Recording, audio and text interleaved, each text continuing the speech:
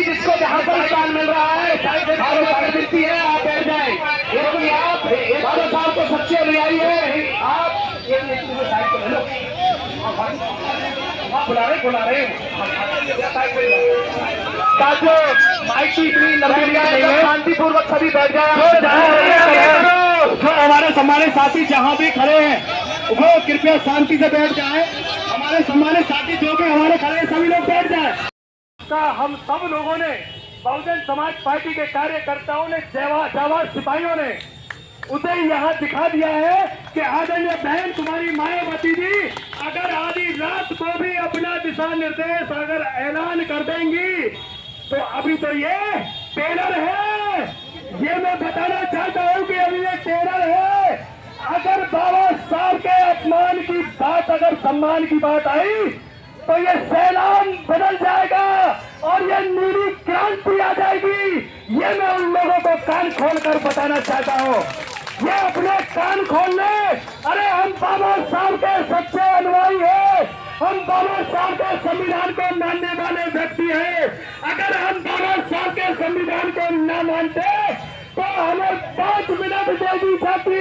हम उन्हीं से बात कर लेते। सम्मानित साथियों, जिन्होंने बाबा साहब के लिए अपमान की बात की है हम उन्हीं से बात कर लेते। लेकिन हम बाबा साहब के वंशज हैं, हम बाबा साहब की औलादे। सत्र के दौरान केंद्रीय गृह मंत्री श्री अमित शाह जी द्वारा संसद में अपने वक्तव्य में भारतीय संविधान के मूल निर्माता एवं करोड़ों SC ST आदि बहुजनों के मसीहा, प्रेरणा स्रोत व उदारक परम पूज्य बाबा साहब डॉक्टर भीमराव अंबेडकर जी के प्रति अमर्यादित एवं उपहासपूर्ण शब्दों का प्रयोग किया गया है। ये न केवल अशोभनीय है, बाबा साहब के प्रति गहरी असंवेदनशीलता व जातिवादी मानसिकता को भी प्रदर्शित करता है। इससे बहुत समाज के आत्मसम्मान व स्वाभिमान को काफी ठेस पहुंचाई गई है और इसको लेकर के समाज के हर वर्ग के बीच, समाज के लोग हो, चाहे मुस्लिम समाज के लोग हो, चाहे दलित समाज के किसी भी समुदाय किसी भी लोग समावेश कराते हो, हर समाज के सम्मान को माने बहन कुमारी दोस्तों हमेशा ध्यान में रखा है।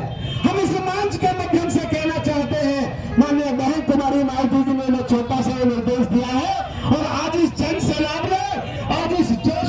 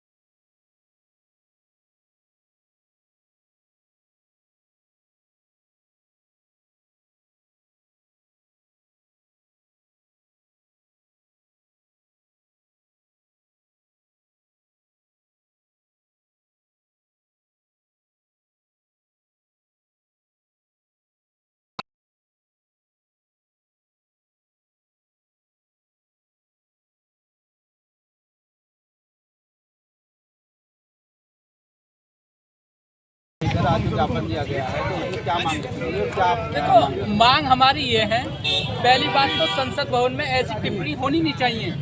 ठीक है, संसद भवन में ऐसी टिप्पणी नहीं होनी चाहिए। आज संसद के अंदर सब अपनी आवाज उठाने के लिए जाते हैं, लेकिन ये अमित शाह कर रहे हैं अम्बेडकर में क्या है, कोई तमीज नहीं है उनमें। जो आप गृह मंत्री के पद लिए बैठे हो, क्या आप में तमीज नहीं है? आपको देखना चाहिए कि आप किस जगह बैठे हो, किस पोजीशन पे हो। आपको अपनी बेइज्जती कराने में ज्यादा मजा आ रहा है। ये लोग समझते नहीं है, ये हमें लोगों को गुमराह कर रहे हैं, क्योंकि आज बाबा साहब ने जो किया है वो दुनिया में कोई नहीं कर सकता, लेकिन ये सबको नीचे गिराने का काम करते हैं। आज अमित शाह अगर माफी नहीं मांगते हैं तो सड़क पे इतने आंदोलन होंगे, इनको देखा नहीं जाएगा। और आज की डेट में ऐसा नहीं है, बीजेपी को इनको बर्खास्त कर देना चाहिए था।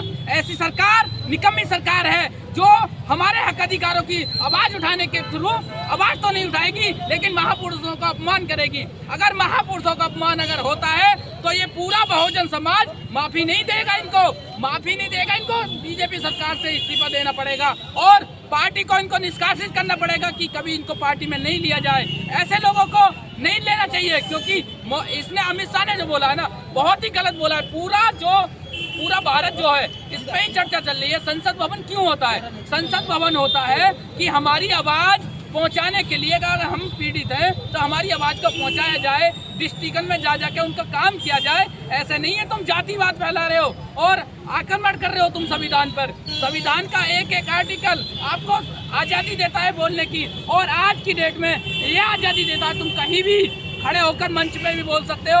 और परमिशन की जरूरत होती है तो परमिशन आपने कानून का अधिकार हमें दिया हुआ है, तो हम अपने हक अधिकारियों की लड़ाई सड़कों पे उतर के आवाएंगे। अगर आज ये माफी नहीं मांगते हैं, अभी तो हमने डीएम साहब को ज्ञापन सौंपा है, पूरा बहुजन समाज बहन जी के आदेश अनुसार हम सड़कन पे उतरेंगे और जब तक ये माफी नहीं मांग लेते तो आंदोलन दोबारा भी होगा और बड़ा आंदोलन होगा, महाआंदोलन होगा। ये बात ध्यान रखना। जय भीम, जय भारत। ज्ञापन के माध्यम से आपने क्या मांग रखी? सबसे पहले मैं धन्यवाद दूंगा आपके सभी चैनल जो हमारे मीडियाकर्मी जो हमारे बीच में है। आज हमारी नेता परमादरणीय बहन कुमारी मायावती जी के निर्देश पर पूरे देश में ये धरना प्रदर्शन और ज्ञापन का जो ऐलान हुआ है, उसी चीज़ को लेकर हम यहाँ इकट्ठे हुए हैं। और इस बात को लेकर हुए हैं कि भाजपा सरकार में बैठे हमारे गृह मंत्री अमित शाह, उन्होंने परम पूज्य बाबा साहब डॉक्टर भीमराव अंबेडकर साहब पर अशोभनीय टिप्पणी की है। उनके सम्मान को ठेस पहुंचाने का काम उन्होंने किया है। और उसी चीज़ को लेकर हमारे तमाम दलित समाज, शोषित और अन्य जो गरीब लोग हैं, उन लोगों में इस तरह का रोष है। और मैं आपके चैनल के माध्यम से ये कहना चाहता हूँ कि परम पूज्य बाबा साहब डॉक्टर भीमराव अंबेडकर साहब ऐसी शख्सियत हैं जिन्होंने किसी एक व्यक्ति के लिए नहीं किया है, उन्होंने तमाम देश के उन गरीब शोषित हर एक व्यक्ति के लिए किया है। और उन्होंने बाबा साहब ने इस देश को संविधान देने का काम किया है। और आज जिस कुर्सी पर अमित शाह बैठे हैं, उस कुर्सी पे बैठने का भी अधिकार अगर वो सोच लें तो वो भी अधिकार किसी ने दिया है तो बाबा साहब डॉक्टर भीमराव अंबेडकर साहब के संविधान की बदौलत उन लोगों को ये मिला है। लेकिन वो ये भूल चुके हैं कि बाबा साहब को किसी एक व्यक्ति से जोड़कर वो ये बहुत बड़ी गलती मान रहे हैं, ये गलती कर रहे हैं। लेकिन मैं आपके चैनल के माध्यम से कहना चाहता हूँ कि बाबा साहब, परम पूज्य बाबा साहब डॉक्टर भीमराव अंबेडकर साहब के लिए जो इस तरह की अशोभनीय टिप्पणी की गई है, ये अभी आदरणीय बहन कुमारी मायावती जी ने ये अभी एक टेरर दिखाने का काम किया है। यदि अगर बाबा साहब के सम्मान की बात आई तो हम लोग चैन से नहीं बैठेंगे और उनकी ईंट से ईंट बचाने का काम हम बहुजन समाज के लोग करेंगे। हम लोग नहीं है। इसलिए मैं आप लोगों के चैनल के माध्यम से कहना चाहता हूं कि इस तरह की आगे गलतियां ना हो और अमित शाह को इस्तीफा देना चाहिए और ये भारतीय जनता पार्टी को उनको पार्टी से बाहर करना चाहिए। क्योंकि आज जो भी प्रधानमंत्री बैठे हैं, चाहे वो अमित शाह हैं, मोदी जी हैं, योगी जी हैं, सब इस देश में उस संविधान की बदौलत बैठे हैं जो बाबा साहब, परम पूज्य बाबा साहब डॉक्टर भीमराव अंबेडकर साहब ने लिखा है। इसलिए मैं आपके सभी से चैनल के माध्यम से सभी को धन्यवाद देना चाहता हूं। आज सब लोगों ने, मीडिया कर्मियों ने हमारा सबने साथ दिया और सभी लोगों ने जो साथ दिया है।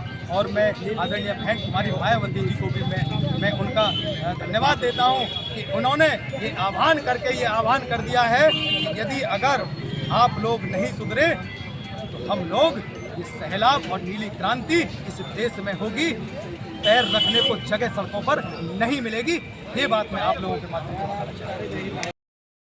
पार्टी कार्यालय से यहाँ पर प्रस्थान किया था साथियों, उसी तरीके से हम लोग अपने घरों को पहुँचने का कार्य करेंगे। साथियों सभी को बहुत बहुत धन्यवाद, आप लोगों ने अपना कीमती समय दिया। राष्ट्रीय अध्यक्ष बहन कुमारी मायावती जी और यहाँ पर आए हुए सभी कार्यकर्ताओं को जो बसपा पार्टी से बिलोंग करते हैं, उन सभी का मैं धन्यवाद और सभी पत्रकार बंधुओं को भी मैं धन्यवाद देती हूँ कि बहन जी ने जो दिशा निर्देश दिया है उस पर सभी लोगों ने इकट्ठे होकर के और अनुशासन में रहते हुए जो एक ज्ञापन देने के लिए यहाँ पर बुलाया गया है, उस सभी लोगों ने अनुशासन में रह करके और बड़े प्यार से डीएम साहब को ज्ञापन दिया है।